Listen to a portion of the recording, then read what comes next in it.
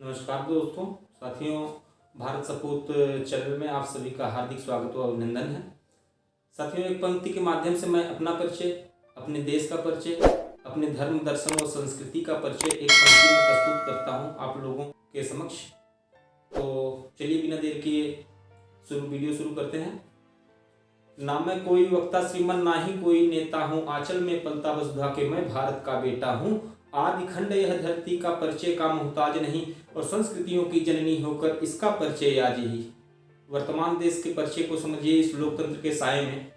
अतीत का परिचय तो हमारा सोने की चिड़िया के नाम से इसी देश को, इसी भूखंड को जाना जाता था। अधिकारों को भोग रहा कर्तव्यों से सिमटा है, देख व्यथा निज भारत की, व्यथित हृदय दम घुटता है। कौन है भारत, कैसा भारत, कैसे भारत नाम पड़ा, क्या था भारत, क्या है भारत, कैसे भारत पला बड़ा।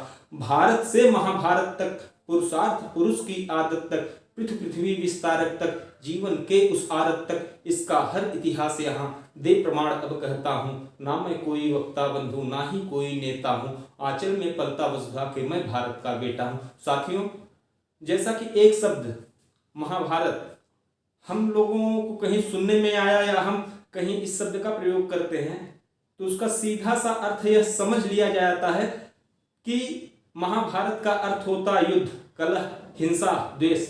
नहीं मित्रों, वेदव्यास जी जिस महाभारत धर्म ग्रंथ की रचना की, उसे पांचवा वेद की उपाधि प्राप्त है। वो महाकाव्य है। अगर उन्हें सीधा युद्ध इसका अर्थ होता तो सीधा सीधा युद्ध ही लिख देते, पर नहीं दोस्तों। द्वापर के अंत में भगवान श्री कृष्ण के माध्यम से, उनके निर्देशन, उनके नेतृत्व में पांडवों द्वारा एक अभियान चलाया जाता है। भारत भूमि का विदेशी आतातीतों के माध्यम से जो अतिक्रमण हुआ था, प्रजा के सुख के निमित्त यह अभियान चलाया गया, जिसमें भारत का नया सीमांकन होता है। भारत के मूल स्वरूप से इसका विस्तार स्वरूप जो है, वही वेदव्यास जी स्पष्ट करना चाहते हैं इस ग्रंथ के माध्यम से, जिसे हम आप महाभारत के नाम से जानते हैं। महा डैश भारत, महा का अर्थ होता है बड़ा, भारत जो कि संज्ञा है, एक भूखंड का नाम है। तो इस भूखंड का जो व्यापक सीमांकन हुआ द्वापर युग में, उसे वेदव्यास जी लिखते हैं महाभारत। तो भारत से महाभारत तक, पुरुषार्थ पुरुष की आदत तक, पृथ्वी विस्तारक तक, जीवन के उस आरत तक, इसका हर इतिहास यहाँ दे प्रमाण अब कहता हूँ।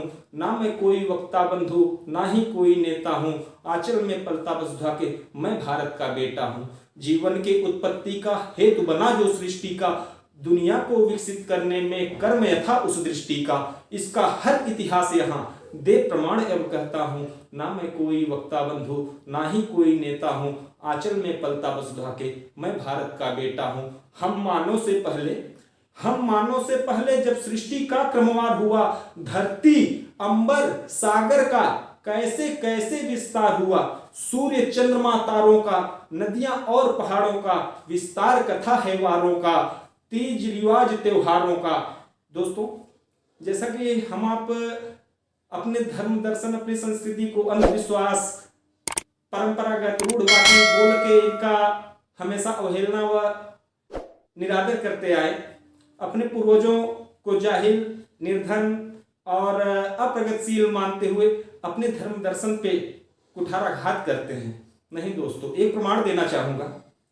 एक प्रचलन और एक रिवाज के रूप में आज हमारे आपके समाज में जो कि विद्यमान है, हम आप जब कभी भी एक यात्रा करने जाते हैं, बीच में कोई नार या तालाब पड़ता है, नदी पड़ती है, तो एक सिक्के का प्रवाहित करते हैं नदियों में।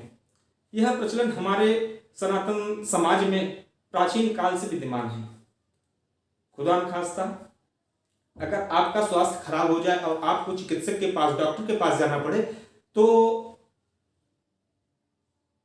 अगर आप वहां जाते हैं डॉक्टर के पास, तो डॉक्टर आपको कहता है कि नहीं, आपको कुछ नहीं हुआ है, आप केवल एक काम करिए, तांबे के पात्र में रखा जल सुबह में आप इस्तेमाल करिए, आप निरोग हो जाएंगे। तो हम इस विश्वास पे कि वह डॉक्टर, वह शख्स जो हमें बताया, वह शरीर विज्ञान का अच्छा ज्ञान रखता है, डॉक्टर है, हमें जो बताएगा सही बताएगा, तो हम उस बताए उपाय को आके घर पे अप्लाई करते हैं अपने ऊपर और परिणाम आता है नहीं वास्तव में हमको इसका लाभ मिला।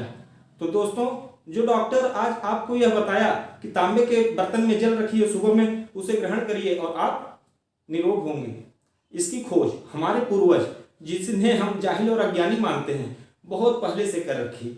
अच्छा, एक बात आप समझिए, डॉक्टर अगर आपको कह दे कि आपको तांबे के पात्र में पानी पीना है, तो क्या आप स्वयं ही उस पात्र का जल ग्रहण करेंगे या पूरे परिवार को, पास पड़ोस को और समाज के लोगों को भी ग्रहण कराएंगे? एक व्यक्ति से हमने ऐसा पूछा तो उसने कहा डॉक्टर ने हमको प्रीफर किया है तो हम पिएंगे, हम घर वालों को, पास पड़ोस वालों को, गांव वालों को क्यों पिलाएंगे?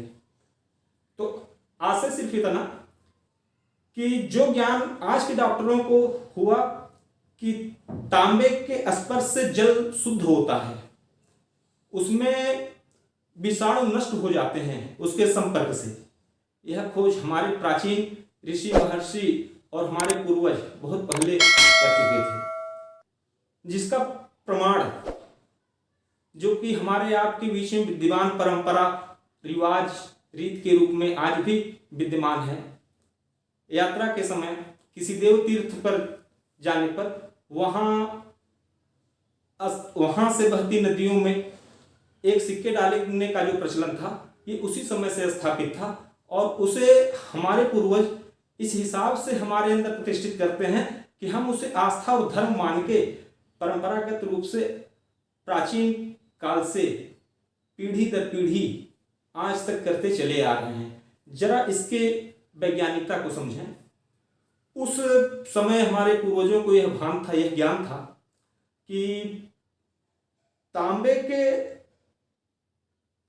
स्पर्श से जल में जो घर्षण होता है उससे जल में व्याप्त विषाणु नष्ट होते हैं और जल में औषधि गुण आ जाते हैं, जिनका ग्रहण कर हम स्वास्थ्य लाभ प्राप्त करते हैं। तो उन्होंने सिर्फ और सिर्फ ऐसा नहीं किया कि जैसे आज हमें डॉक्टर ने बता दिया और हम स्वयं ग्रहण किए। उन्होंने सोचा जल ही जीवन का आधार है, समस्त जीव जंतु जल पे आधारित हैं। तो उन्होंने सिर्फ और सिर्फ जैसा कि उनकी जीवन शैली थी और वर्तमान जीवन शैली का थोड़ा सा कंपेयर करिएगा, तुलना करिएगा, देखिएगा कि बेहतर कौन, वो या हम निजी स्वार्थ के लिए एक पात्र लेके आए, एक लोटा, एक जग, एक गिलास अपनी क्षमता अनुसार और स्वयं ग्रहण कर रहे हैं डॉक्टर के बताए अनुसार।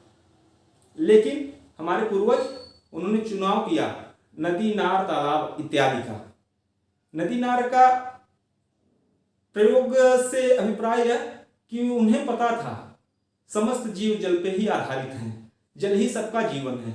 उन्होंने समुची समाज को एक समृद्ध स्वास्थ्य के निमित्त यह एक प्रचलन बनाया कि हम तांबे का एक सिक्का यात्रा के समय, किसी तीर्थ जाते समय रास्ते में जो नार, नदी पड़ते हैं उसमें प्रवाहित करते हैं, ताकि उस जल को ग्रहण कर जलचर, थलचर, नवचर समस्त जीव सुखी जीवन जिए, समृद्ध जीवन जिए, निरोगी जीवन जिए। तो मेरा यह चैनल बनाने का उद्देश्य, जब कभी भी अपने ही धर्म दर्शन पे, अपनी सभ्यता पे, अपने लोगों के द्वारा कुछ गलत बातें कही सुनी जाती है, टीका टिप्पणी की जाती है, तो मन में पीड़ा होती है कि नहीं, वास्तविकता जाने बगैर किसी और के द्वारा किए गए गुमराह के माध्यम से हम आप अपने ही धर्म दर्शन को कोसते हैं, बगैर उसे समझे, बगैर उसे जाने। तो दोस्तों, आशा करते हैं कि यह वीडियो आपको पसंद आया होगा। अगर पसंद आया हो तो बेल आइकन का बटन जरूर दबाएं, सब्सक्राइब करें, लाइक और शेयर करें।